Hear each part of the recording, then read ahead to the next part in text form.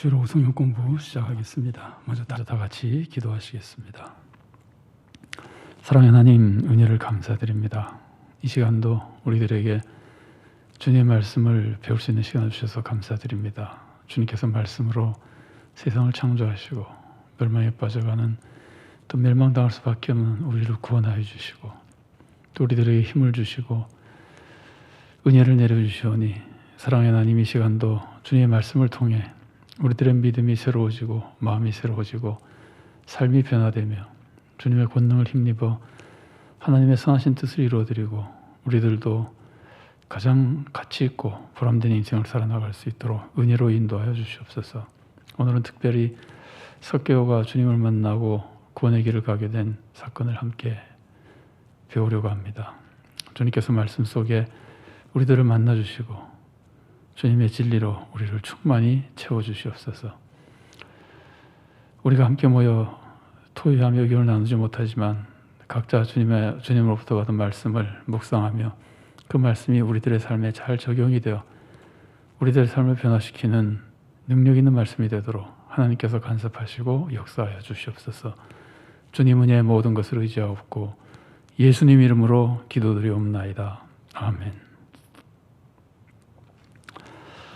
성경 말씀 함께 읽겠습니다. 오늘은 누가복음 19장 1절부터 10절까지의 말씀입니다. 누가복음 19장 1절부터 10절까지의 말씀입니다.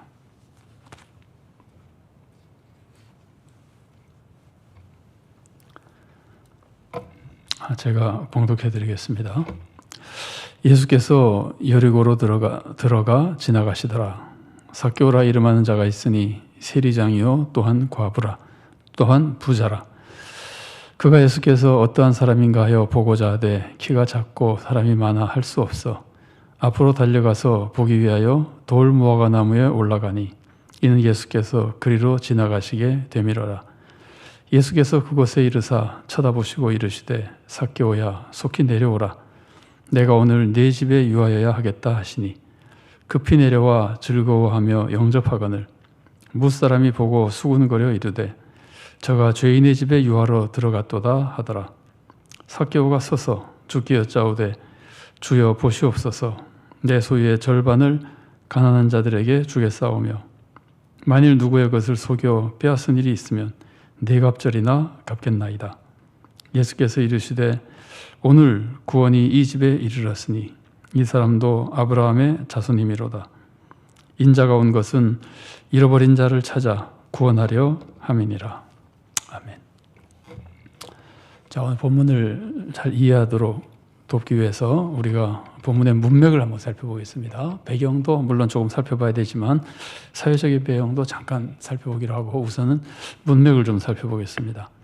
오늘 본문이 누가복음 19장 1절부터잖아요. 그러니까 문맥을, 물론 뒤에 나온 사건도 있지만 앞에 나오는 문맥을 좀 살펴보겠습니다. 앞에 나온 문맥은 18장 마지막 부분이겠죠. 그래서 18장 제일 마지막 부분부터 위로 올라가면서 오늘 본문에서 가까운 문단부터 앞에 나오는 문맥을 살펴보면은 18장 35절부터 43절 바로 앞에 나오는 문단이죠. 여기서는 맹인을 치유한 사건이 나옵니다.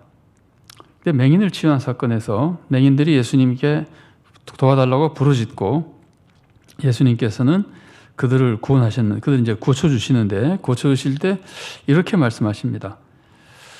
18장 41절과 42절을 제가 읽어드리겠습니다. 내게 무엇을 하여 주기를 원하느냐 이르되 주여 보기를 원하나이다. 예수께서 그에게 이르시되 보라 네 믿음이 너를 구원하였느니라 하시매.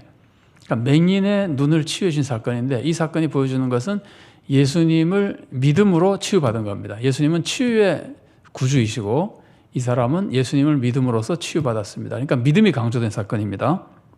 믿음으로 치유받은, 좀 넓게 말하면 믿음으로 구원받은 사건입니다. 메시지가 그겁니다. 믿음으로 이 사람들이 치유받고 구원받았다. 자, 그 바로 앞에 나오는 말씀은 31절부터 34절 말씀인데 이것은 예수님의 고난 예언입니다. 예수님께서 고난 받으실 것이다. 구원을 위해서 고난 받으실 것이라고 하는데 제자들은 못 알아듣죠. 근데 이 메시지는 뭡니까? 예수님이 우리의 죄를 대속해 주시고 구원하시는 메시아다. 그럼 우리는 그 예수님을 믿음으로써 구원받죠. 예수님의 고난 예언도 일종의 믿음으로 구원받는다는 메시지를 보여주는 모습입니다. 이건 당시 제자들은 몰랐습니다. 예수님이 고난받는다고 하는 것이 고난의 구주에 대한 십자가의 믿음으로 구원받는다는 것까지는 이 사람들은 잘 모르지만 누가복음을 읽는 사람들은 알죠. 누가복음 읽는 사람은 지금 나중에 누가복음이 기록된 것은 그것보다 수십 년 후니까 다 지금 알고 믿고 이런 사람들이죠. 그러니까 누가복음을 읽는 독자들은 다 압니다. 그러니까 독자들이 누가복음을 볼 때는 바로 앞에 나온 사건은 맹인이 믿음으로 구원받은 사건이고, 그 다음에 예수님이 고난을 통해서 구원하시는 고난의 메시아를 믿어야 된다는 내용이 되고, 또 바로 그 앞에 나오는 문단은 뭐냐면은 18장 18절부터 30절 말씀입니다. 이거는 부자 관리가 어떻게 하면 영생 얻을 수 있습니까? 하고 물어보는 거죠. 그랬더니 예수님이 뭐라고 말씀하시냐면은 나를 믿으라 그렇게 말씀하시지 않고 계명을 지키라고 말씀하십니다. 부자 관리가 다 지켰다 그러니까 아직도 한 가지 부족하다 그러면서 재산을 다 팔아서 가난한 사람들에게 나눠주고 넌 나를 따르라 이렇게 말씀하시죠. 그러니까 이 말씀은 영생을 얻는 길이, 구원을 얻는 길이 하나님의 뜻대로 살아가는 길이다.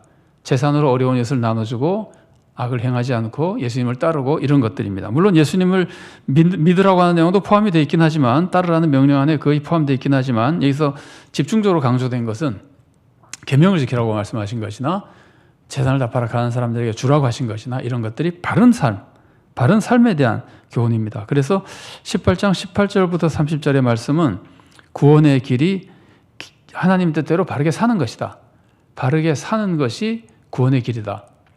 우리는 이제 복음을 알기 때문에 엄격하게 말하면은 바르게 사는 것으로 구원받지는 못하죠. 구원받는 거는 예수님 믿어야 구원받죠. 그런데 예수님 믿고 구원받은 사람이 바르게 살지 않아도 구원을 받습니까? 그렇지 않잖아요. 믿은 사람은 바르게 살아야 되는 거죠. 믿음으로 구원받은 사람은 바른 삶으로 구원을 지켜나가야 됩니다. 그래서 이 부자 관리에 대한 사건은 구원에 있어서 바른 삶의 중요성을 강조하는 말씀입니다. 그리고 또 바로 그 앞에는 어린 아이를 영접하는 문제가 나오죠. 어린 아이들을 제자들이 이제 어린 아이 데려오는 걸 꾸짖으니까 예수님 영접하시면서 예수님이 이런 말씀을 하시죠. 자, 18장 17절 말씀입니다. 18장 16절 뒷부분에 이런 말씀이 나옵니다. 어린 아이들이 내게 오는 것을 용납하고 금하지 말라. 어린 하나님의 나라가 이런 자의 것이니라. 그리고 17절입니다. 내가 진실로 너희에게 이르노니 누구든지 하나님의 나라를 어린아이와 같이 받아들이지 않는 자는 결단코 거기 들어가지 못하리라 하시니라. 어린아이들이 어떻게 받아들입니까? 어린아이들은 부모님이 주시는 것, 어른들이 주시는 것을 그냥 감사함으로 받아들입니다. 자기는 할 수 없는 거니까 주는 대로 받습니다. 공짜로 다 받습니다. 은혜로 알고 받습니다. 그러니까 하나님 나라는 은혜로 받아들이는 사람이 구원받는다 이런 뜻이거든요. 어린아이처럼 겸손하게 은혜로 받아들여야 된다. 그러니까 어린아이에 관련된 이 사건이 가르쳐주는 것도 믿음으로 구원받는다는 것을 알려주는 겁니다. 이 문맥을 쭉 살펴보면은, 그러면 여기까지의 흐름으로 볼 때 누가복음 18장 15절부터 누가복음 마지막 18장 마지막 절까지 43절까지 내용을 보면은요, 믿음이 강조됐습니다. 어린아이들처럼 받아들이라는 것은 믿음이 강조된 거죠. 믿음으로 구원받는다. 그 다음에는 예수님의 그 부자 관리에 대한 얘기가 나오죠. 부자 관리에 대한 얘기는 제가 이제 순서를 19장에서 가까운 순서가 아니라 누가복음 흘러가는 순서대로 하자면은 15절부터 17절까지는 믿음으로 구원받는 거죠. 그 어린아이처럼 믿음으로 받아들여야 된다. 믿음으로 구원받는다는 것이고, 부자 관리는 올바른 삶을 살아야 된다는 것을 강조하는 것이고, 제가 지금 자료집에 쓴 것이 거꾸로 순서로 써놨기 때문에 제가 요거를 처음 살펴볼 때는 19장에서 가까운 것부터니까 누가복음으로서는 아래에서부터 올라가는 것인데, 지금 순서는 지금 누가복음을 읽어오는 순서로 보자면은 위에서부터 보자면은 어린아이처럼 믿음으로 받아들여야 된다. 그 다음에 부자 관리의 말씀에서 가르쳐 주신 것처럼 올바르게 살아야 된다. 전 재산을 구제할 정도로 올바르게 살아야 된다. 그 다음에 예수님의 고난 예언도 고난의 메시아를 믿어야 된다는 것이고, 그 다음에 맹인 치유도 믿음으로 맹인이 치유받은 것처럼 해서 믿음이 강조된 겁니다. 이렇게 보면은 믿음, 올바른 삶, 그 다음에 믿음, 그리고 오늘 본문이 나오는 거거든요.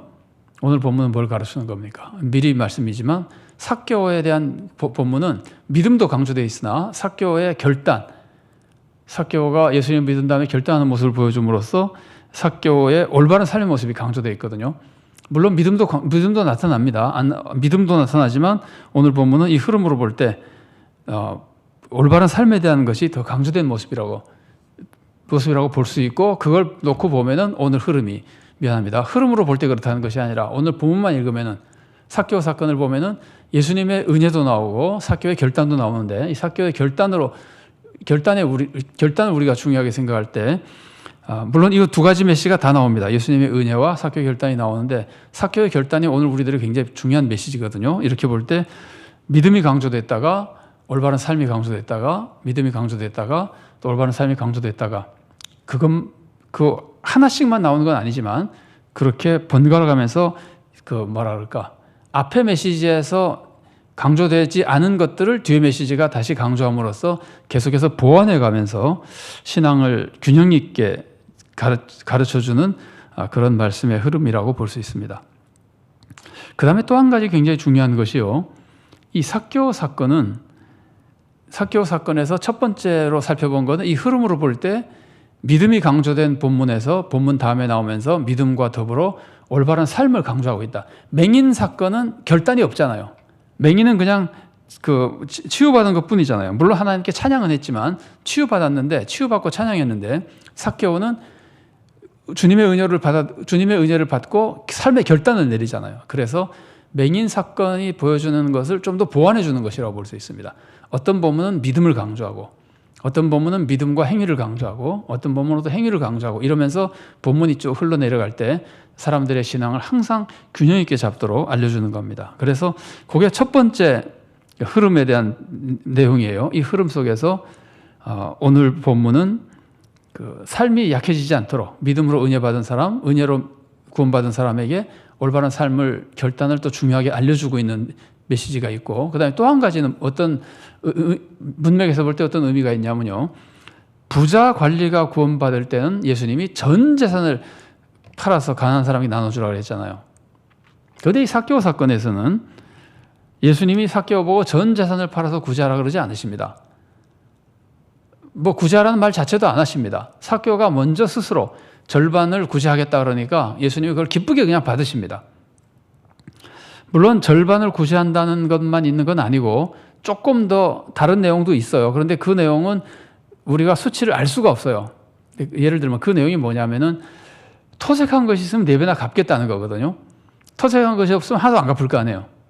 그러니까 영원히 될 수도 있고, 그 다음 거는 첫 번째는 절반은 구제하는 것이고, 나머지 절반 중에서 얼마나 돈을 쓰게 될지는 영원히 될 수도 있고, 토색한 게 없으면, 토색한 게 많으면 4배나 갚아야 되니까 굉장히 많이 쓸 수도 있고 그렇습니다. 이거는 가난한 사람 도와주는 건 아니고 불의에 대한 보상이라고 볼 수 있습니다.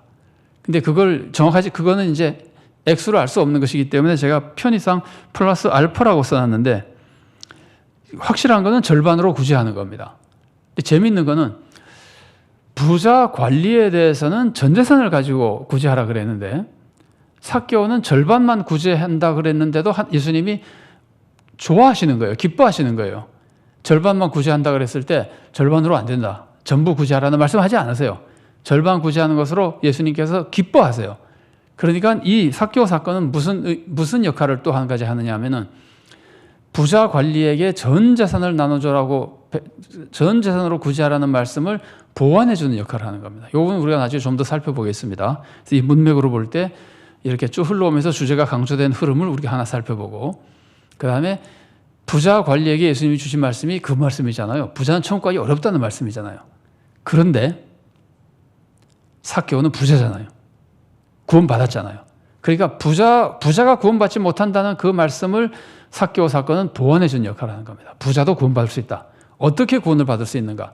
그리고 부자 관리는 전 재산을 구제하라 그랬는데 삭개오는 절반만 구제해도 예수님께서 기뻐하셨다. 그럼 도대체 이게 어떤 의미를 가지고 있느냐 하는 것을 우리들로 생각하게 해주고, 우리들이 그걸 잘 깨닫도록 도와주는 역할을 오늘 본문이 해주고 있는 겁니다. 자, 이제 본문으로 들어가서 삭개오 사건, 우리가 너무나 잘 아는 사건이죠. 네, 조금 살펴보겠습니다. 삭개오의 인간됨의 모습, 혹은 삭개오라는 사람의 특징을 좀 살펴보면은, 우선 신체적인 특징, 이건 별로 중요하지는 않습니다만은 삭개오의 행동을 설명하는 데 도움이 되죠. 삭개오의 신체적인 특징은 키가 작습니다. 키가 작은 것은 아무런 장단점도 아닙니다. 이것 때문에 믿음이 좋아지는 것도 아니고 나빠지는 것도 아닙니다. 다만 상황을 설명하기 위해서 삭개오의 그 형편을 설명해 주는 것이고, 이것이 계기가 돼서 삭개오는 독특한 행동을 하게 되죠. 그거에 대한 설명일 뿐인데 어쨌든 그걸 이해하기 위해서 삭개오는 신체적인 특징이 키가 작았다고 하는 것이 특징이고요. 성격, 이거는 좀 중요합니다.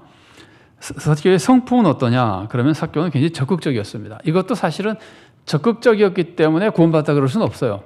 다만 삭개오의 행동을 이해하기 위해서 적극적인 것을 우리가 이해하는 데 도움이 된다는 것이고, 나중에 신앙생활 할 때는 신앙 자체는 적극적일 수밖에 없잖아요. 신앙이라고 하는 것은 뜨거운 거잖아요. 미지근한 것은 신앙으로 안 쳐주잖아요, 예수님이. 그래서 성품이 적극적이라고 하는 것은 특별한 장점이라고까지 말할 수는 없으나 신앙생활에서 적극적인 모습이 나타나야 된다고 하는 것은 우리가 생각해 볼 수는 있습니다. 신체적인 특징은 키가 작고, 이거는 뭐 아무런 선도 아니고 악도 아닙니다. 성품이 적극적이냐 하는 것은 성품만 놓고 보면 그거 자체를 우리가 뭐 선이라 그럴 수는 없습니다. 그러나 신앙 안에서는 이런 모습이 나타나야 되기 때문에 이것은 한번 우리가 생각해 볼 필요가 있는데, 어쨌든 성품이 좀 적극적인 것이 삭개오에는 굉장히 도움이 됐었던 것 같아요. 그러니까 삭개오가 적극적이라고 하는 것은 예수님을 보고 싶다. 보고 싶으니까 어떻게든지 보려고 그러잖아요. 그래서 어른은 나무에 안 올라가는 거거든요. 지금도 어른들은 나무에 올라가지 않잖아요. 뭐 직업이 그런 사람 이외에는 그냥 나무에 올라가는 일이 없잖아요. 근데 당시에도 어른이 나무에 올라간다고 하는 것은 굉장히 부끄러운 일이었어서 어른에게는 금기였습니다. 그런데 삭개오가 그 많은 사람들이 있는 데서 나무 위로 올라가잖아요. 그러니까 이거는 뭐 대단히 적극적인 모습이라고 볼 수 있고, 그 담대한 모습이랄까, 용기 있는 모습이라고 볼 수도 있고, 내가 원하는 것을 얻기 위해서는 다른 것은 개의치 않는다. 물론 이거 악은 아닙니다. 야곱 같은 경우는 악행을 해서 문제가 있지만 삭개오는 악행을 한 건 아니고 굉장히 적극적이었다는 것은 우리들에게 보여주는데, 이것은 우리가 필요한 경우에 적극적이 되기 위해서는 배워야 될 모습이라고 볼 수 있습니다. 자, 그 다음에 삭개오의 직업인데, 삭개오의 직업은 세리장이죠. 여러분, 세리장은 세리와 다릅니다. 세리장과 세리는 완전히 다릅니다. 직업은 비슷한 군인지 몰라도 지위나 입장은 전혀 다릅니다.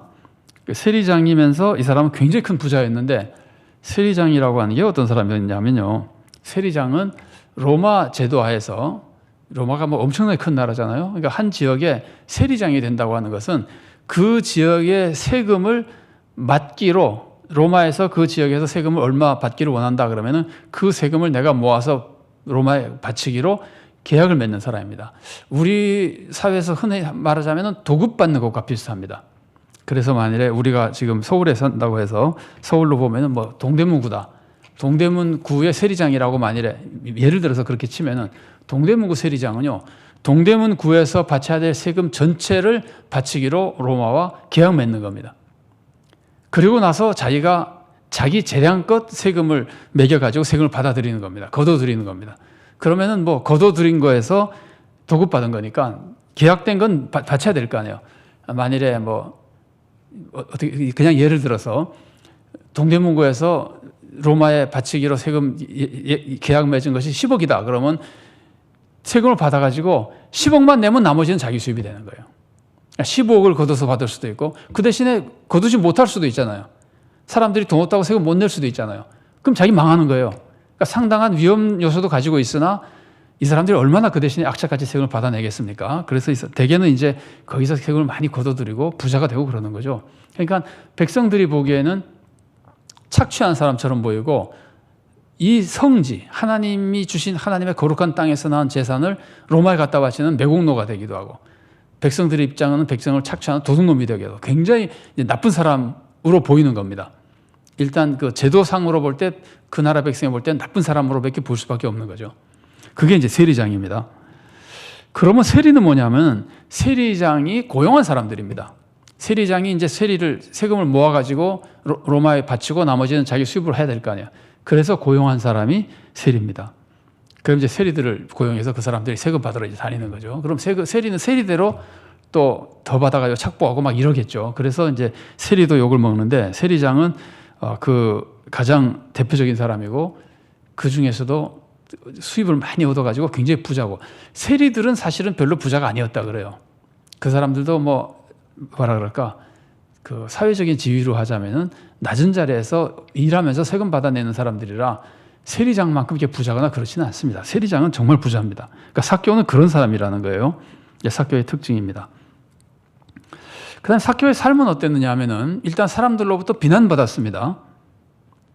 근데 재밌는 것은 사람들은 삭개오를 죄인이라 그러고 뭐 착취를 많이 한 사람이라고 생각하고 매국노라고 생각하고 어쨌든 죄인이라고 비난하는데 삭개오 자신은 자기가 별로 죄인이 아니라고 생각한 것 같아요.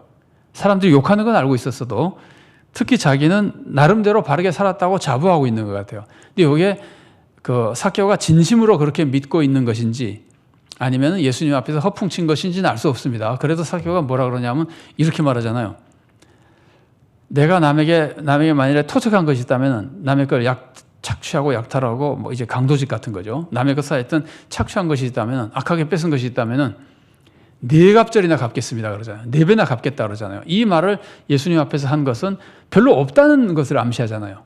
그런데 이 삭개오가 조금 전에 말씀드린 대로 그 예수님 앞에서 처세 소리 하나로 그냥 큰 소리를 치는 것인지 아니면 정말 자기는 그런 일이 없다고 생각해서 자신 있게 하는 것인지 확실하게 알 수는 없으나 삭개오가 쭉 행동을 보면은 나중에 회개하는 모습이나 이런 모습들을 보면은 삭개오가 나름대로는 별로 토색을 많이 안 하는 것이 아닌가 하는 짐작이 되긴 하는데 지금 중요한 것은 사람들로부터는 비난받는 사람이라는 거예요. 죄인이라고 사람들로부터는 비난받는 사람이고 자기 실제 삶은 잘 알 수가 없습니다. 근데 자기 자신은 나름대로 크게 죄인이 아니라고 생각하고 있었던 것 같이 보입니다. 그 다음에 삭개오의 믿음은 어떻겠느냐 하면은 삭개오의 믿음은 예수님을 굉장히 보고 싶어 했습니다. 예수님을 보고 싶어 하는 이유가 뭘까요? 단순히 뭐 호기심 뿐이었을까요?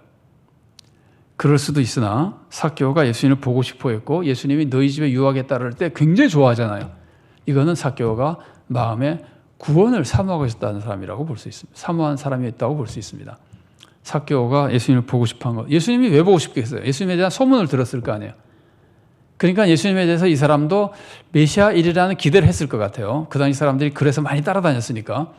그러니까 소문을 듣고 메시아에 대한 기대, 그러면서 보고 싶었다고 하는 것. 예수님이 너희 집에 유하게 따를 때 좋아했다는 것 같은 거 보면 삭개오는 구원에 관심을 가지고 구원 얻기를 사모했다는 사람이라고 볼 수 있습니다. 자, 이게 삭개오의 특징입니다. 우리가 본문에서 알아볼 수 있는, 짐작할 수 있는 특징입니다. 자, 이제 예수님과 삭개오의 대화하는 내용, 만남과 대화를 살펴보겠습니다. 삭개오는 예수님을 보기 위해서 나무에 올라갔죠. 아까 말씀드린 대로 이것은 어른들이 하지 않은 행동이고 굉장히 담대한 행동이고 정말 목적을 위해서 그 많은 것을 내려놓고 올라간 것이라고 볼 수 있습니다. 대단한 행동입니다. 그래서 예수님은 삭개오에게 가가지고 그 모습을 보고 예수님이 삭개오 마음 다 알았겠죠. 뭐 안 봐도 아실 뿐인데 그걸 보면 삭개오의 마음을 아셨겠죠. 그래서 삭개오에게 가서 내가 너희 집에 유숙하겠다 그럽니다. 예수님이 그 집에 손님이 되겠다는 겁니다. 굉장히 예수님을 좋아하는 사람으로서는 말할 수 없는 큰 축복이죠. 영광이죠. 예수님이 먼저 말씀하셨습니다. 삭개오가 예수님을 초청한 게 아닙니다. 예수님이 삭개오에게 찾아가서 물론 삭개오의 마음을 보셨겠지만 찾아가서 예수님이 주도권을 가지고 들어갈 건지 말 건지 예수님이 결정하는 겁니다. 내가 너희 집에 들어가겠다. 주도권을 가지고 말씀하시고 삭개오는 초청하지 않았으나 예수님이 먼저 이렇게 말씀해 주시는 것을 너무나 감사하게 받아들입니다. 이런 경우 우리가 보통 하는 말이 불감청 고소원이죠. 감히 청하지는 못해도 마음속으로는 정말 원하고 있는 것이다. 삭개오는 그런 마음이었던 것 같아요. 그러니까 감히 사람들이 죄인이라고 하는 자기가 예수님을 초청은 못해도 예수님이 오겠다 그러니까 너무나 감사해서 이제 받아들이는 거죠. 중요한 건 주도권은 예수님께 있다는 겁니다. 자, 그런데 지금 예수님을 보려고 하는 사람들이 굉장히 많잖아요. 워낙 사람들이 많아서 삭개오가 예수님을 볼 수가 없었잖아요. 키가 작은 데다가 사람들이 많으니까 못 본 거잖아요. 그러니까 사람들이 굉장히 많이 예수님을 보고 싶어하고 몰려다니는 거거든요. 그런데 왜 예수님은 그 많은 사람 중에 다 예수님을 보고 싶어하고 마음으로 예수님을 사모하는 사람들인데 왜 예수님은 그 많은 사람들 중에 하필이면 삭개오의 집에 유숙하셨겠는가? 자, 우선 한 가지 이유는 우리가 금방 생각할 수 있는 한 가지 이유는 삭개오가 예수님을 보고 싶어하는 사람이었기 때문에 남들도 다 보고 싶어 했지만 그 중에서 삭개오가 단연 특별히 보고 싶어하는 사람이라는 인상을 주잖아요. 나무에 올라가 있으니까. 그래서 예수님은 삭개오가 예수님을 그렇게 보고 싶어 했다는 그 마음 때문에 삭개오의 집에 유숙했으리라고 첫 번째로 생각해 볼 수 있습니다. 이거는 이것과 비슷하죠. 예수님 말씀 중에 구하라 주실 것이요 두드리라 열릴 것이 이런 말씀이 있잖아요. 그러니까 삭개오는 일종의 예수님을 보고 싶어서 굉장히 애써서 구한 사람이었기 때문에 예수님이 거기에 대한 응답해 주신 것이라고 볼 수 있습니다. 이거는 그 삭개오의 무슨 공로 때문이라고 하는 것보다 예수님이 그 사람의 간절한 마음을 인정하신 것이기 때문에 굉장히 타당성이 있는 설명이라고 볼 수 있습니다. 자, 성경 말씀 한 곳 읽어보겠습니다. 누가복음 18장 3절과 4절 말씀입니다. 삭개오가 어떤 마음이었는가? 그가 예수께서 어떠한 사람인가 하여 보고자 하되 키가 작고 사람이 많아 할 수 없어 앞으로 달려가서 보기 위하여 돌 무화과 나무에 올라가니 이는 예수께서 그리로 지나가시게 되밀어라. 삭개오는 이런 마음이었기 때문에 예수님이 삭개오의 집에 들어가겠다고 말씀하셨을 가능성이 굉장히 많이 있습니다. 이게 첫 번째 이유인 것 같고, 또 한 가지 이유는 예수님이 왜 세상에 오신 거죠? 오늘 본문 말씀의 마지막 보면은 인자가 온 것은 잃어버린 자를 찾아 구원하려 함이니라. 좀 달리 말하면은 죄인을 구원하러 오신 거죠. 죄인을 불러서 구원하러 오신 거죠. 이걸 사람들에게 예수님은 알려주셔야 되잖아요. 오늘 본문의 결론도 그거잖아요. 결론도 그거를 알려주기 위해서 삭개오 집에 유숙하셨다고 설명하고 계시잖아요. 자, 9절과 10절을 제가 읽어드리겠습니다. 예수께서 이르시되 오늘 구원이 이 집에 이르렀으니 이 사람도 아브라함의 자손이미로다. 인자가 온 것은 잃어버린 자를 찾아 구원하려 함이니라. 예수님이 삭개오의 집에 들어감으로써 삭개오가 결단하고 구원의 모습을 확실하게 보여주고, 그러자 예수님이 하신 말씀이거든요. 내가 이 사람 구원하러 온 것이다. 이 사람도 아브라함의 자손이다. 나는 잃어버린 자를 찾아 구원하러 왔다. 나는 죄인을 구원하러 왔다. 그러니까 이걸 위해서 예수님이 삭개오 집에 가셨고, 동시에 사람들에게 이거를 알려주기 위해서라는 말이에요. 사람들은 죄인의 집에 들어간 걸 못 받아들이잖아요.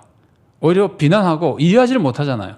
근데 예수님은 그런 사람들에게 죄인의 집에 들어감으로써 나는 죄인을 찾아서 구원하는 분이라는 그런 메시아라는 것을 확실하게 행동으로 보여주는 겁니다.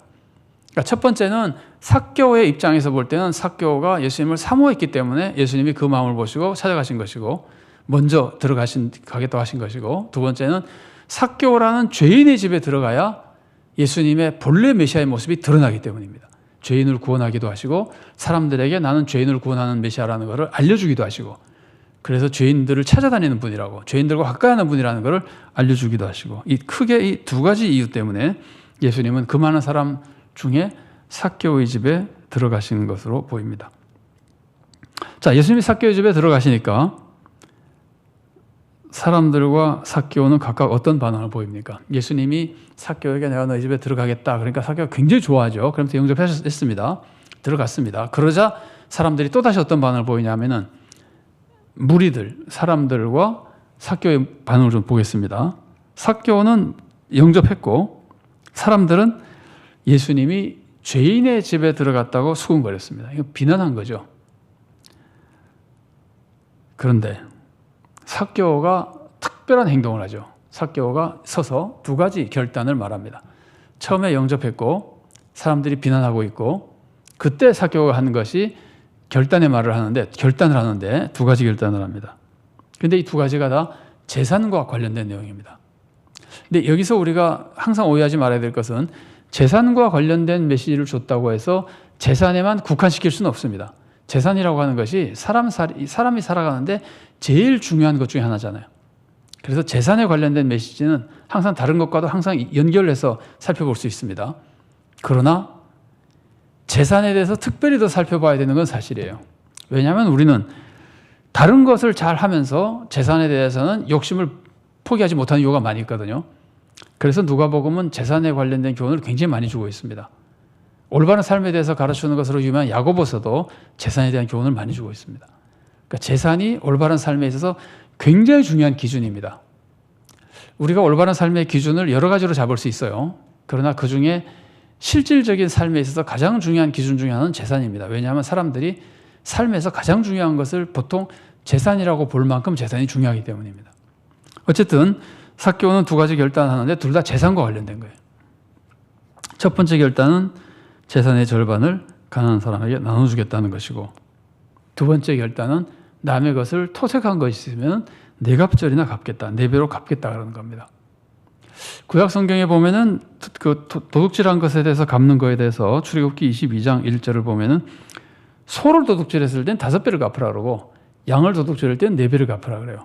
근데 도둑질한 것이 아직 살아 있으면은 그러니까 본래 물건을 되찾게 되는 거잖아요. 그럴 때는 그냥 2배만 갚으면 된다고 이렇게 교훈이 나오는데, 그 다윗이 죄를 지었을 때, 우리아의 아내와 간음하고 우리아를 죽이고 막 이런 죄를 지었을 때 나단이 와서 꾸짖었을 때 있죠. 그때 나단이 비유를 들어서 얘기하잖아요. 한 사람이 어린 암양을 키우고 있는데 부자 집에 손님이 오니까 부자가 그 양을 뺏어서 손님을 대접했다. 그러니까 다윗이 화를 내면서 한 말이, 그때 다윗이 한 말이, 그 사람이 그런 짓을 했으니까 4배를 갚아야 될 것이다, 이런 말을 합니다. 그게 아마 양이었기 때문에 4배라 그랬던 것 같기도 하고, 그러니까 4배를 갚는다고 하는 것이 일상적으로 도둑질한 거에 대해서 당시 사람들에게 많이 알려지고 사용되던 방법이었던 것 같아요. 그래서 삭개오가 지금 4배라고 하는 것 같습니다. 그러니까 법대로 내가 다 갚겠다, 이런 거죠. 완전히 불의한 게 있으면 정의를 세우겠다는 뜻입니다. 불의를 다 뒤집어 엎고 정의를 세우겠다는 뜻입니다. 자, 그런데 삭개오가 왜 이 말을 했을까? 이 말을 했을까? 우리가 여러 가지로 생각해 볼 수 있습니다. 우선 예수님이 자기가 보고 싶어 했고 존경하는데 자기 집에 들어와줘서 너무 감사하게 영접했잖아요. 그런데 사람들이 예수님이 삭개오 집에 들어갔다고, 죄인 집에 들어갔다고 막 욕하니까 예수님께 너무 미안하잖아요. 그래서 한 가지 생각할 수 있는 것은, 예수님이 나 때문에 비난받는 것이 너무나 미안해서 예수님이 비난받지 않도록 하기 위해서 자기가 죄인이 아닌 행동을, 죄를 벗어나는, 자기가 올바른 사람처럼 보이는 예수님의 명예를 위해서 그런 행동을 한 것이라고, 그래서 이런 말 한 것이라고 볼 수도 있습니다.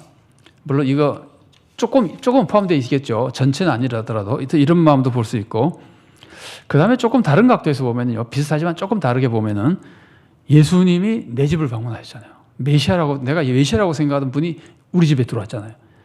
너무나 고맙잖아요. 이거는 메시아가 나를 구원해준다는 느낌, 그런 인상을 받았을 거 아니에요. 너무나 고마워해서, 그 은혜가 너무나 고마우니까 내가 정말 하나님이 기뻐하신 삶을 살고 싶다. 그래서 그 은혜에 대한 보답으로 올바른 삶을 살기 위한 길로 삭개오가 이렇게 말했다고 볼 수 있어요. 아마 이것이 더 많은 이유가 아니겠나 싶습니다. 사람들에 대한 예수님의 체면보다는 예수님의 은혜에 대한 나의 감격, 은혜에 대한 보답, 올바른 삶에 대한 결단, 이것으로 이런 것을 삭개오가 얘기한 것 같아요. 특히 이제 자기는 재물 관계로 많이 욕을 먹었을 테니까 재물로 올바른 삶을 결단하는 것이 적합하다고 아마 생각했을 것으로 보입니다. 자, 이 모습은요, 우리들에게 그 올바른 삶에 대해서 굉장히 중요한 길을 하나 가르쳐 줍니다. 그게 뭐냐면은 예수님의 은혜가 먼저 임하고 사람이 변한다는 겁니다. 좀 달리 말하면 예수님의 은혜가 임하면 반드시 변해야 됩니다. 그런데 우리가 변하는 걸 많이 초점을 주고 강조할 때가 많이 있지만 스스로 변할 수 있는 건 아니라는 말이에요. 변하는 것은 꼭 예수님의 은혜가 임해야 변하는 겁니다. 사람은 타락해서 자기 혼자 스스로 의로워지거나 변할 수가 없습니다. 그러면 율법주의가, 자기 스스로 할 수 있다고 생각하면 이미 그건 율법주의가 되는 거예요. 절대로 이룰 수 없는 타락한 인간의 영적 교만에 불과해요. 사람은 스스로 그렇게 의로워질 수가 없습니다.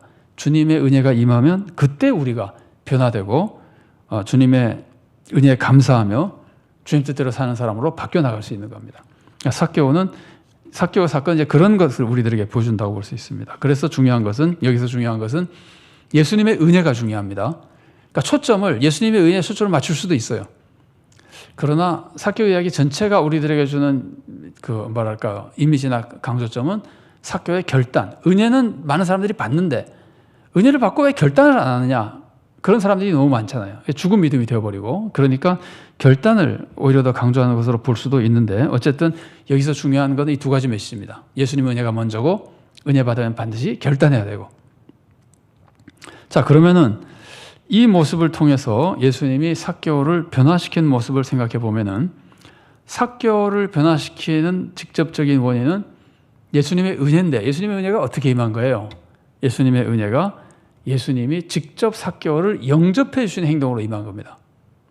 그러니까 예수님의 은혜가 예수님의 사랑의 행동으로 임한 겁니다. 말씀으로도 임할 수 있습니다. 그런데 오늘 사건에서는 예수님의 말씀으로 임한 것을 예를 들어 보면은요, 여러분, 죄 많은 여인 사건 있잖아요. 누가복음 7장 36절부터 50절 사이에 나오는데, 죄 많은 여인이 예수님 바리새인 집에 들어갔을 때 거기 들어가가지고 향유를 바르고 머리털로 닦고 입 맞추고 막 그러잖아요. 그때 이 여인은 예수님으로부터 행동의 사랑을 받았다는 것은 조금 추측하기가 조금 어려워요. 그때 이 여인은 예수님의 구원의 메시지를 듣고 저분이 정말 나를 구원해 주시는 분이구나. 나 같은 죄인도 영접해 주시는 분이구나. 그래서 그걸 깨닫고 너무나 감사해서 그렇게 헌신한 것 같아요. 그 흐름으로 볼 때. 근데 삭개오 사건의 경우에는 삭개오야 너 구원받았다는 말을 너 같은 죄인도 구원해 준다 이런 말보다 행동으로 그걸 보여주신 거죠. 내 집에 들어가겠다. 그래서 예수님의 죄인 영접하는 사랑의 행동, 그것이 삭개오를 변화시킨 직접적인 원인입니다. 그리고 이제 삭개오가 그 은혜를 받고는 너무 감사해서, 이제 구원받았으니까 너무 감사해서 그동안에 아마 구원에 대한 확신이 부족했을 것 같아요. 자기가 다른 사람부터 욕먹는 삶을 살고 있었기 때문에 실제로 뭐 양심에 거리끼는 것도 있었을 겁니다.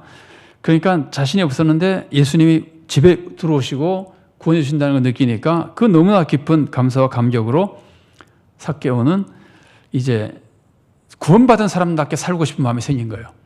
근데 구원받은 사람답게 살고 싶은 마음이 생기니까 자기가 듣고 알고 있는 것들, 그 알고 있는 것들이 이웃사랑과 정의를 세워야 되는 것이다. 이건 어떻게 보면 사랑과 정의라고 볼 수 있는데, 이웃사랑, 어려운 사람들을 도와주고 불의한 거는 다 회복시키고 정의로 세워나가는 것, 이런 것이라고 생각해서 그걸 한 거죠. 삭개오가 이렇게 할 수 있었던 것은 구약 성경을 통해서 배웠을 수도 있습니다. 구약 성경도 뭐 다 사랑과 정의를 가르치는 거니까 배울 수 있습니다. 그러나 그냥 한 번 좀 생각해 볼 수 있는 거는 삭개오가 예수님에 대해서 소문을 많이 들었잖아요. 그래서 지금 보고 싶어 하는 거 아니에요. 소문을 들으면서 구원자라고도 생각했지만 예수님에 대한 소문이 들렸으면 뭐가 들렸을까요? 기적, 병 고치는 기적 같은 거, 그 다음에 가르침, 복음, 죄인을 영접하는 예수님의 복음, 그리고 올바른 삶에 대한 교훈들. 예수님이 여러분 삶에 대한 교훈을 주면 사람들이 막 구름대처럼 몰려들었잖아요. 누가복음 11장과 12장을 보면요, 11장에 바리새인 집에 들어가가지고 예수님이 그들과 막 논쟁하고 올바른 삶을 강력하게 막 가르치고 그럴 때 사람들이 그걸 얼마나 좋아했는지 12장에 들어가 보면은 사람들이 밟힐 만큼 모여들었어요. 그러니까 가르침도 사람들이 모여듭니다. 예수님의 가르침이 사람들, 그 당시 잘못된 종교 지도자들이 막 이상하게 가르치는 거에 사람들이 뭐랄까 속이 답답하고 짜증스럽고 그럴 때 예수님이 화끈하게 진짜 진리를 거침없이 가르쳐 주시니까 사람들이 환호하면서 올려오는 거죠. 그러니까 예수님의 가르침도 상당히 많이 사람들에게 회자됐을 겁니다. 그러니까 예수님에 대해서 삭개오가 소문을 들었다면은 기적의 능력, 구원자일 것 같다. 그리고 막 그 죄인들도 영접하는 그런 모습, 그리고 올바른 삶에 대한 강력한 교훈들. 지금도 예수 안 믿는 사람들이 예수님에 대해서 알면 제일 중요한 것이 십자가도 알지만 원수를 사랑하라든지 오른편 뺨을 치면 왼편도 들려대라든지 이런 거 알잖아요. 안 믿는 사람들은 또 그거는 되게 알거든요. 그 정도로 예수님의 가르침이 강력하게 전파되거든요. 삭개오가 그런 것을 들었을 가능성도 굉장히 많이 있습니다. 그래서 예수님이 나를 영접해 주신다면 예수님의 가르침 중에서 내가 정말 예수님 뜻대로 한번 그 구원받은 사람답게 살고 싶다. 그러면은 예수님의 가르침. 어쩌면은 조금 전에 부자 관리와 얘기했던 것까지도 삭개오는 들었을지도 모릅니다. 이건 뭐 확실하진 않지만 많은 것을 듣는 중에 그렇다면 더더욱 재산을 내가 한번 헌신해봐야 되겠다 할 수도 있고, 그 전에도 뭐 재산으로 가는 사람 도우란 말씀 예수님이 워낙 많이 하셨으니까, 그래서 부자인 삭개오는 그 말씀 그리고 구약에서 배운 여러 가지 올바른 신앙생활의 모습이 이 예수님을 만나고 새 사람으로 마음이 변하고 나니까 그 말씀이 마음에 와닿고 이제 행동으로 옮겨서 결단하게 되는 거예요. 자, 여러분 그 로마서 12장 1, 2절 주일 오전에 우리가 살펴볼 메시지를 보면은요, 로마서 1장부터 11장까지 해서 구원의 복음이 계속 전파되거든요. 선포되거든요. 그러니까 구원을 이게 복음을 이제 믿어서 구원받았으면, 이거는 뭐 우리 공로가 아니고 예수님의 은혜로 구원받았으면은 이젠 새 사람이 되라. 12장 1, 2절 말씀이거든요. 새 사람이 되라고 할 때 예수님, 사도 바울이 가르쳐주는 것이 마음을 새롭게 하라 그러잖아요. 그 마음을 새롭게 하는 거는요, 예수님의 구원을 받았기 때문에 새 사람이 돼서 마음이 새롭게 하는 겁니다.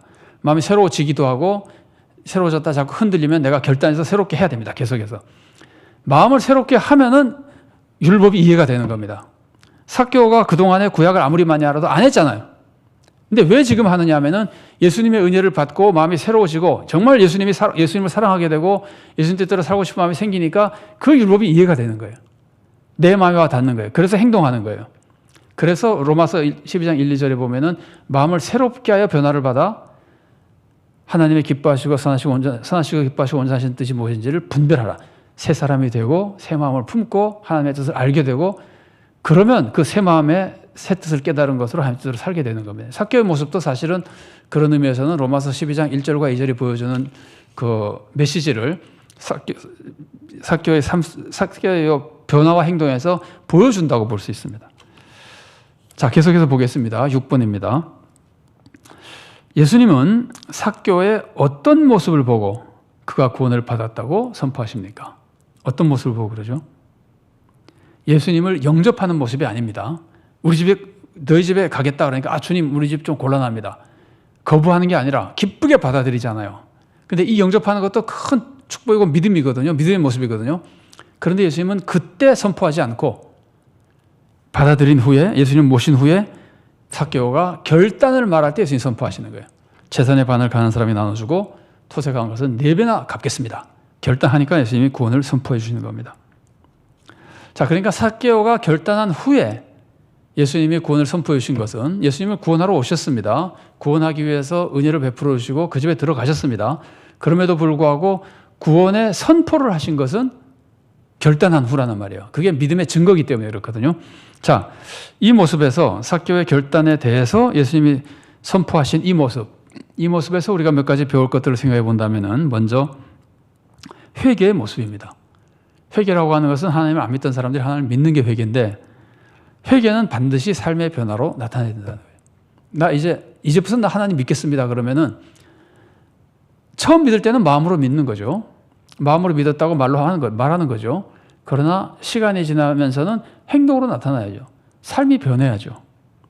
그래서 회개는 반드시 삶의 변화로 나타나는 겁니다. 근데 아까 소개해드린 말씀이 기억나십니까? 삶의 변화로 나타날 때 반드시 나타나야 된 중요한 분야 하나가 뭐냐면은 재물 사용이에요. 나는 재물은 예전과 똑같이 사용하겠습니다. 돈 이전에 내가 만일에 지출부라 그럴까 보면은 어디 가서 얼마 쓰고 어디 가서 얼마 쓰고 쓴 게 쭉 있을 거 아니에요. 나는 그거는 그대로 하겠습니다. 그러면 회개 안 한 거예요. 절대로 안 한 거예요. 돈 쓰는 방법이 바뀌어야 회개한 거예요. 돈 버는 방법도 바뀌어야 회개하는 거예요. 회개의 특징은 삶이 변하는 것인데, 삶의 변화에서 가장 중요한 요소 중에 하나가 돈과 관련된 겁니다. 왜냐하면 우리 삶이 전부 돈으로 구성되어 있잖아요. 물론 시간도 중요합니다. 우리 삶의 기준은 시간이죠. 그리고 삶에 있어서 중요한 요소는 돈이죠. 그러니까 돈과 시간이 변하지 않으면은, 나는 그 짓 하던 시간 계속 그 짓 하겠습니다 그러면 안 바뀐 거거든요. 거기다 쓰던 돈 계속 쓰겠습니다 그래도 안 바뀐 거거든요. 그래서 지금 삭개오 사건은 시간은 나오지 않고 돈에 대한 얘기가 나오는데, 삭개오 사건은 회개는 삶의 변화로 나타나야 되고, 삶의 변화는 반드시 재물 사용의 변화로 나타나야 된다는 겁니다. 물론 사용만은 아닙니다. 버는 것도 마찬가지입니다. 그래서 재물을 어떻게 바뀌어야 되냐? 가난한 사람을 돕는 쪽으로 재물이 더 많이 사용돼야죠. 그리고 재물을 버는 방법에 있어서 악한 방법은 다 버려야죠. 삭개오가 딱 그거잖아요. 쓰는 방법, 버는 방법이잖아요. 토색한 거 있으면 4배로 갚겠습니다. 버는 방법이 여기서는 정의로 표현될 수 있는데, 어쨌든 다 유사한, 우리가 머릿속으로 다 알고 있는 것들입니다. 그래서 재물에 대한 변화, 회개는 재물에 대한 변화가 나타나는 것이다. 그 다음에 또 한 가지 중요한 것은 삭개오의 구원 사건, 그리고 삭개오에게 예수님의 구원을 선포해 준 이 사건은요, 삭개오는 큰 부자잖아요. 보통 부자가 아니에요. 큰 부자예요. 그런데 큰 부자는 예수님이 조금 전에 재물만 있어도 천국 가기가 어렵다고 할 정도로 재물이 신앙생활에 방해가 되고, 부자는 천국 가기가 불가능하다고 할 정도로 어려운 거였는데, 그 말씀을 하신 지 얼마 지나지 않아서 예수님이 큰 부자에게 구원 받았다고 선포해버리잖아요. 그러니까 이 삭개오 사건은요, 부자가 구원받는 진리를 가르치는 사람입니다. 비결을 가르치는 사람입니다. 가르치는 사건입니다. 그래서 굉장히 중요한 역할을 하는 겁니다. 그럼 부자가 어떻게 해야 구원받느냐? 부자가 구원받을 수 있는 길은 물론 예수님의 은혜가 먼저 임해야 됩니다. 그런데 은혜가 임해도 부자는 구원 못 받는단 말이에요. 임해도 예수님 믿는다고 하면서도 부를 가지고 있는 동안은, 가지고 있다는 표현이 좀 어렵긴 한데, 어쨌든 부자는 예수님 믿어도 부자로 사는 동안 재물을 자꾸 의지하게 되거나, 재물 때문에 교만해지거나, 재물에 대한 욕심이 생기거나, 재물을 하나님 뜻대로 사용하지 않거나 하면서 구원의 길을 가기가 굉장히 어렵습니다. 그런데 삭개오는 구원받았단 말이죠. 그래서 부자가 구원받는 비결을 알려주는데, 부자가 구원받으려면은 물론 예수님 믿어야 되고, 그 다음에 예수님의 뜻에 따라 살아야 되는데, 그 예수님의 뜻에 따라 사는 것이 부자 같은 경우는 특징이 재물이잖아요. 특징이 부자니까 그 재물로 어려운 사람들을 구제해야 되고 경제 정의를 이루어 가야 되는 겁니다. 좀 달리 말하면 그 재물로 할 수 있는 사랑의 실천을 해나가야 되는 겁니다. 예수님 믿는 건 물론이고 거기다가 재물로 하나님의 뜻을 이루어가는 참된 사랑, 참된 경제 정의를 이루어가는 삶을 살아야 된다. 그래야 그 부자가 구원받는 부자가 되는 겁니다. 그러면 재산을 얼마나 구제해야 됩니까? 이게 이제 또 한 가지 굉장히 중요한 문제죠. 부자 관리는 누가복음에서는 관리로 나옵니다. 부자 관리는 전 재산을 구제해야 되고, 삭개오는 아까도 소개해드렸지만 전 재산이 구제가 아니라 절반만 구제했습니다. 절반만 구제하겠다고 약속했습니다. 그럼에도 불구하고 예수님은 구원을 선포해 주셨습니다. 그러면 왜 삭개오는 절반만 했는데 예수님이 구원을 선포해 주셨을까 하는 것이요, 학자들의 굉장히 중요한 연구 과제예요. 우리는 이제 성경 때 그냥 읽고 넘어가지만 왜 부자 청년은 전 재산이라고 그러고 삭개오는 절반이라고 그랬을까? 여러 가지 학자들의 연구가 있었는데, 제가 이제 예를 들어 보면 이렇게 말한 사람이 있습니다. 부자 청년은 따라와야 되는 청년이기 때문에 전 재산 내야 되고, 삭개오는 거기 지방에 계속 자기 집에 머물러 살면서 예수님의 제자이기 때문에 반만 내도 된다. 이렇게 해석하는 분들도 있어요. 저는 동의하지는 않습니다. 메시지는 그거가 아니라고 생각합니다. 또 이렇게 생각하는 사람도 있어요. 삭개오가 다 줘버리면은 토색한 걸 갚을 돈이 없잖아요. 그러니까 반만 주고 나머지는 토색한 거 갚는 데 쓰겠다 그러는 건데, 그것도 합리적인 설명이긴 해도 정확하게 설명은 안 돼요. 왜냐하면 토색하는 것이 딱 절반만으로 갚아질지 어떻게 합니까? 절반만으로 갚지 못할 수도 있고, 절반으로도 갚고도 훨씬 많이 남을 수도 있고. 여러분, 부자라고 하는 것은 절반도 부자예요. 원래 부자는 재산의 반만 가져도 부자예요. 자, 그런데 토색한 걸 갚고도 부자로 남아 있을 수 있어요. 그러니까 그것은 정확한 질문이 아니다. 만일에 그렇게 설명하려면은 삭개오가 순서를 거꾸로 해야 됩니다. 주님, 제가 토색한 걸 먼저 다 갚고 나머지는 전부 가는 사람 주겠습니다. 그러면 전 재산이 되는 거예요. 근데 삭개오는 그러지 않았거든요. 절반을 먼저 주겠다 그랬거든요. 그리고 혹시 토색한 것이 있으면 갚겠다 그랬거든요. 그러니까 여기서 중요한 거는 토색하는 것을 갚는 것은 정리로서는 중요하고 돈을 버는 방법을 올바르게 해야 된다는 건 중요하지만, 재산을 얼마나 써야 되느냐에서는 그건 핵심이 아닙니다. 액수가 알 수 없는 액수이기 때문에 그렇습니다. 여기서 중요한 거는 절반만 구제해도 주님이 기뻐하셨다는 겁니다. 그럼 왜 절반만 구제했는데도 주님이 기뻐하셨을까? 여기서 중요한 것은 주님이 이렇게 주님께서 말씀하시는 것은 부자 관리에게 말씀하신 전 재산으로 구제해야만 구원받는다고 하는 그 말씀을 문자적으로 해석하는 것을 막아주는 겁니다. 만일에 어떤 행동을 하면 구원받는다가 되면은 그거는 복음이 사라지는 거예요. 그 행동으로 구원받는 것이 되고 율법주의가 되는 거예요. 그러니까 부자 청년에게 전 재산으로 구제해야 된다는 말씀을 했을 때 우리가 그거를 문자적으로 받아들여서 구원받으려면 전 재산으로 구제해야 된다. 그러면 전 재산으로 구제하는 게 의무도 되지만 거꾸로 말하면 권리도 돼요. 전 재산으로 구제해버리면 나는 무조건 천국 가야 되는 거예요. 그럼 예수님 필요 없어집니다. 예수님이 가르치는 건 그게 아니거든요. 그건 복음이 아니에요. 예수님이 가르쳐주고자 하는 것은 정말 정신 차리고 구제하고 사랑의 삶을 살아야 된다는 그걸 강조하는 것인데, 그런 식으로 문자적으로 엉터리로 성경 해석하면 안 되거든요. 그러니까 예수님은 여기다가 물론 성령님의 감동 속에 누가복음이 삭개오 사건을 집어넣어가지고 여기다가 딱 이걸 기록하는 거죠. 다른 복음서는 기록 안 했는데 누가복음만 기록했거든요. 누가복음은 이걸 기록해가지고 그걸 막아주는 겁니다. 문자주의로 가는 거, 율법주의로 가는 거 다 막아주고 전재산을 꼭 해야 된다는 것도 막아주고. 그러면 진짜 예수님이 원하시는 건 뭐냐? 그러면 100% 아니면 50% 둘 중에 하나냐? 그것도 문자적이잖아요. 좀 우습잖아요. 그게 아니라 누가복음이 가르치는 것은 엄청나게 많이 그런 뜻이에요. 너희들이 상상한 것보다 더 많이, 정말 사랑의 마음으로 충만한 가운데 자기가 할 수 있는 최선을 다해서, 이런 뜻입니다. 왜 우리가 그 순서대로 조금 살펴보겠습니다. 왜 부자 관리에게는 전 재산 구제를 명령하셨을까? 이것은 그 사람에게는 전 재산을 구제하라는 명령이 필요했기 때문입니다. 다른 사람이 그런 명령 안 하시잖아요.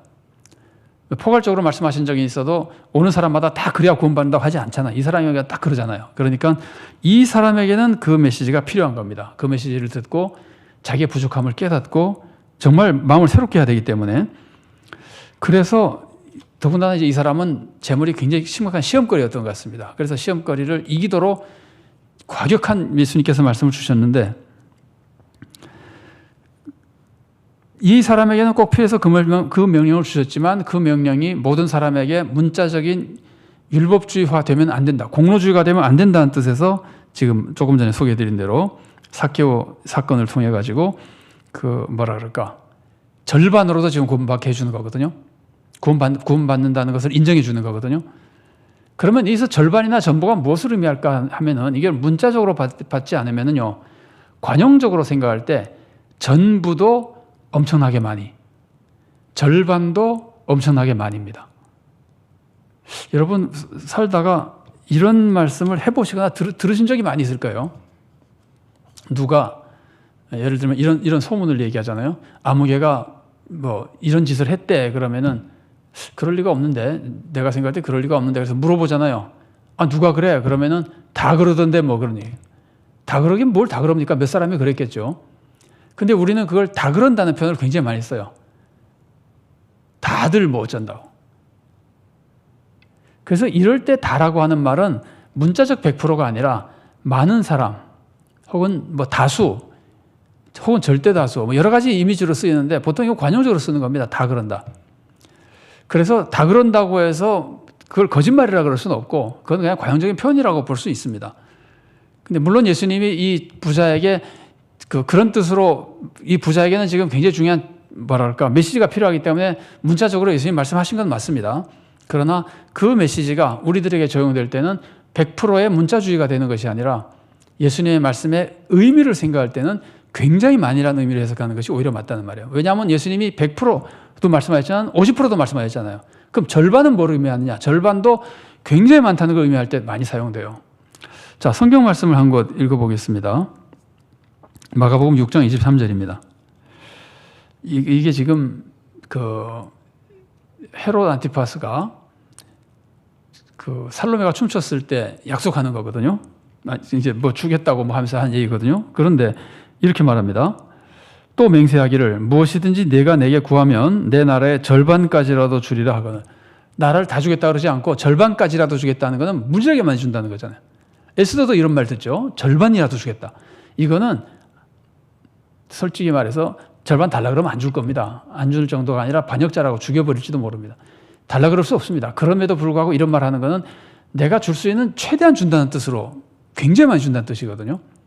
그래서 이런 예수님의 말씀은 문자적인 기준, 양적 기준은 원래 성경에는 양적 기준으로 구원의 기준으로 하지 않습니다. 그러면 다 율법주의가 되기 때문에 우리들이 항상 마음을 중요하게 생각하는데, 이것을 그렇게 해석할 때 예수님이 이런 말씀을 예수님이 주시는 교훈의 핵심은 정말 사랑하는 마음으로, 마음을 새롭게 했잖아요. 사랑하는 마음으로 주님의 뜻을 바르게 깨닫고, 주님의 선하시고 기뻐하시고 온전하신 뜻이 무엇인지를 깨닫고, 그 다음에 그 말씀에 따라서 올바르게 살아가는, 그것을 우리들에게 가르치는 것인데, 여기서는 그냥 이렇게 단순하게 해석하는 것도 좋은 방법은 아니지만 편의상으로 해석하자면 문자적으로 보는 것보다는 이게 더 낫습니다. 굉장히 많이, 관용적으로 굉장히 많이를 의미하는 것이라고 보는 것이 아주 과격한 구제, 이런 것들을 예수님이 올바른 신앙생활의 우리들의 기준으로 그런 마음을 우리들에게 가르치고 계시는 겁니다. 7번 보겠습니다. 예수님이 세상에 오신 목적을 생각해 보십시오. 그럼 예수님이 세상에 오신 목적은 죄인을 찾아 구원하는 거였습니다. 근데 예수님의 방법은 뭐냐면은 예수님이 먼저 죄인을 영접하는 겁니다. 삭개오도 예수님이 영접한 겁니다. 내가 내 집에 들어가겠다는 말 자체가 삭개오를 영접한 겁니다. 그러면 죄인은 그 영접받은 거에 대한, 주님이 나를 구원해 주신 거에 대한 은혜에 감사하며 마음이 바뀌어야 되는 겁니다. 그 마음이 바뀔 때는 아직 율법 몰라도 오직 주님 위해 살겠습니다 하고 마음이 바뀌어야 되는 거예요. 주님을 위해 살겠습니다라고 마음이 바뀔 때 비로소 주님의 말씀이 이해가 되는 거예요. 그래서 하나님의 뜻을 깨달을 수 있게 되는 거예요. 그러면 그때부터 그 사랑의 마음과 깨달은 하나님의 뜻에 따라서 하나님의 뜻대로 살아가면서 삶이 변하는 겁니다. 복음으로 마음이 변하고 사람이 변하고 그리고 말씀을 듣고 율법의 말씀을 듣고 깨달아서 그 말씀대로 살면 삶이 변하는 겁니다.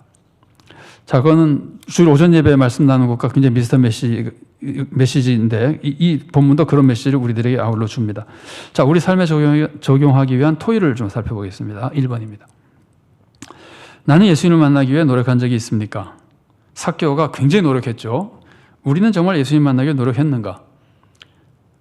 마음이 간절하기 때문에 정말 주님을 찾아 교회 나와보고 밤에 기도도 해보고 그게 중요한 건 아니지만 마음이 그러면 우리가 노력하게 되잖아요. 행동하게 되잖아요. 그래서 그런 마음으로 노력한 적이 있는가를 한번 생각해 보는 겁니다. 내가 정말 열정적으로 주님을 찾는 신앙생활을 하는 것인지 그냥 뭐 대충 하는 것인지를 한번 삭개오의 모습과 비교하면서 찾아보자는 게 1번입니다. 2번.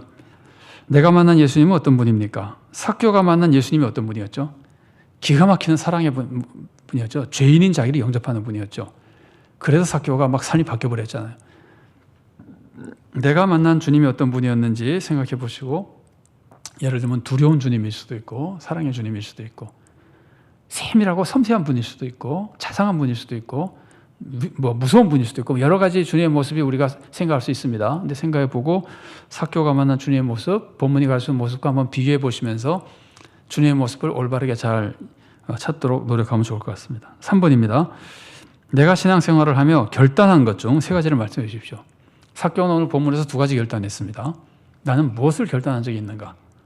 그리고 그대로 지금 살아가고 있는 것도 있고 뭐 지금은 또 뭐랄까요? 흐지부지 된 것도 있을 수 있죠. 그죠? 내가 결단한 것들을 한번 생각해 보시고 나는 신앙생활에 결단한 것이 가장 적합한 걸, 중요한 걸 결단한 것인지 좀 가지 같은 걸 결단하고 핵심적인 걸 결단하지 못한 것인지를 생각해 보면서 우리 삶의 결단을 과거를 생각해 보고 새로운 결단에 대해서 생각하시고 또 결단하고 그러면 좋을 것 같습니다. 4번입니다. 나의 형편에서는 어느 정도의 재산으로 이웃을 섬기면 적합할지 생각해 보십시오. 이거는 정답이 없습니다. 양적인 정답은 원래 없다 그랬습니다. 그냥 내 마음이라면은 사람마다 형편이 다르니까 나는 이 정도로는 내가 이웃을 섬기는 게 나에게 적합하지 않을까.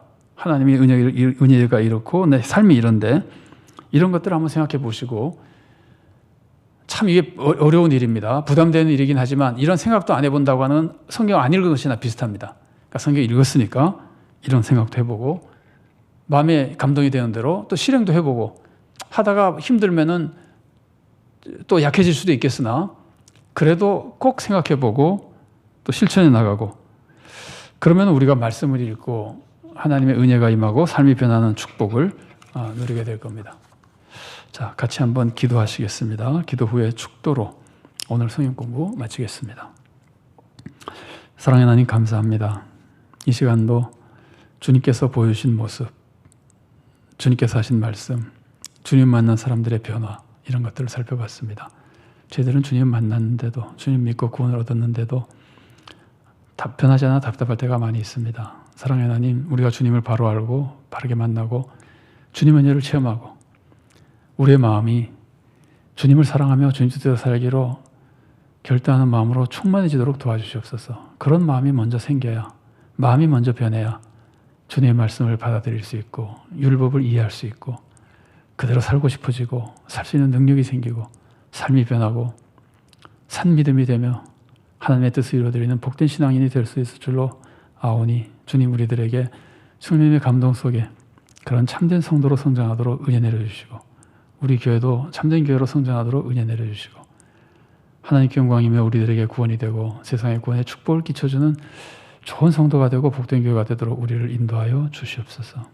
어려움을 겪는 성도들 주님 만나주시고 구원의 치유에 말씀에 축복을 내려주셔서 주님의 은혜를 체험하며 거기서부터 마음이 변하고 삶이 변하는 큰 은혜 임하도록 우리 모든 성도들에게 은혜 내려 주시옵소서.